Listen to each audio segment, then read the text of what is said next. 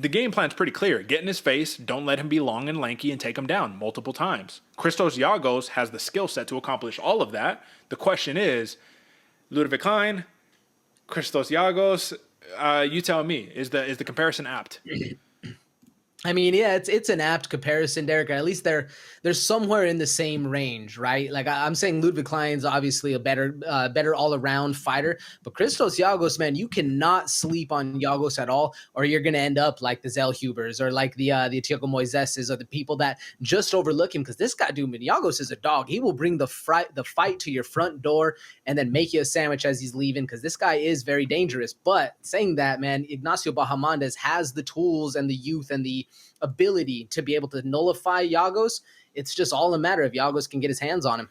I think Giagos is super. He's a dog. He's in that Chepe Mariscal camp, right? Because you've seen some of the fights that he's lost, but you're like, if you're fighting these guys, you're game. Armin Sarukian, Thiago Moises, Daniel Zellhuber, Jakar Close, Charles Oliveira, right? All losses, but better than anybody that Ignacio Bahamondes has fought, right? So you have a lot of people, and this is the inner workings of X or Twitter, whatever you want to call it, right? Saying Bahamondes is going to be the parlay buster, right? He's going to bust everybody's parlay. He's this massive favorite, and we're going to get kind of that Fernando Padilla treatment right here. What makes this fight against Bahamondes that much different than Giagos' last fight against Zellhuber, who, preface, Zellhuber I think is the future of the sport personally, but what makes this so much more different?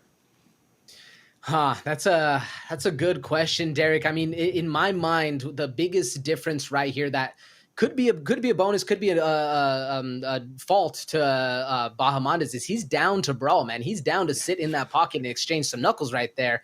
And if he does that with Giagos, who knows what the outcome's going to be? That's it. I will say this, man. Christos Giagos, first round, is a scary, scary man. So who knows what he can get done in this first round, legitimately. But as the rounds go on, I do anticipate if he can't hold Bahamondes down and, again, keep it dirty for 15 entire minutes, as long as Bahamondes can get out at range, he's a scary prospect, man. If you look at the reach advantage, 4-inch reach advantage, the legs are going to be much longer. He's 6'3". Giagos is 5'10". Not saying it's something new, but I do think that it's just the intangibles are going to be too much. So let's take a look at these numbers. This is absolutely, I'm not touching this one. Money line, no. Minus, because if you look at the live odds right now, minus 360, and it hasn't moved, right? It's pretty much the same odds here.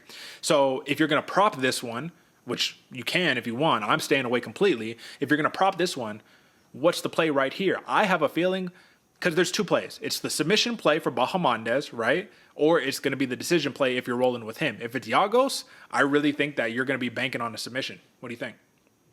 Yeah, I really like that Bahamondes decision. I mean, with the wildness and the chaos that could occur in the fight, I don't know if it's going to end up there, but decision makes a lot of sense, especially for that long drawn out fight and very bloody and an exciting fight nonetheless. But still, I see Bahamondes not being able to find his moment to finish Giagos. I mean, I could see a submission coming from the Giagos side, but I don't know, Derek. Do you see any finishes actually happening on this fight?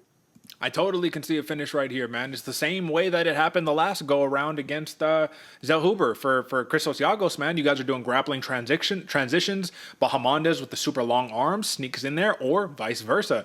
A transition, Giagos takes his back and chokes him out. Anacondas him, something like that, man. These guys are very, very talented, and I do not expect this to be a full striking match, because if this is just a pure striking match, give me Bahamondes KO. You know what I mean? Like, straight up. Like, Christos Giagos is a dog, but give me the Bahamondes KO.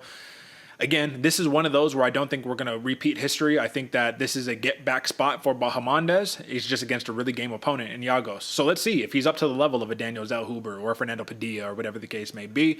But the Bloody Water Podcast consensus pick is chalk Ignacio Bahamondes. AJ, I've yet to hear your opinion, but again, my opinion for the folks who are watching at home, this is a stay away. I don't touch this. What do you think? This is a stay away for me as well. I mean, I don't even, if you want to roll with the dog, go ahead, but I'm staying away.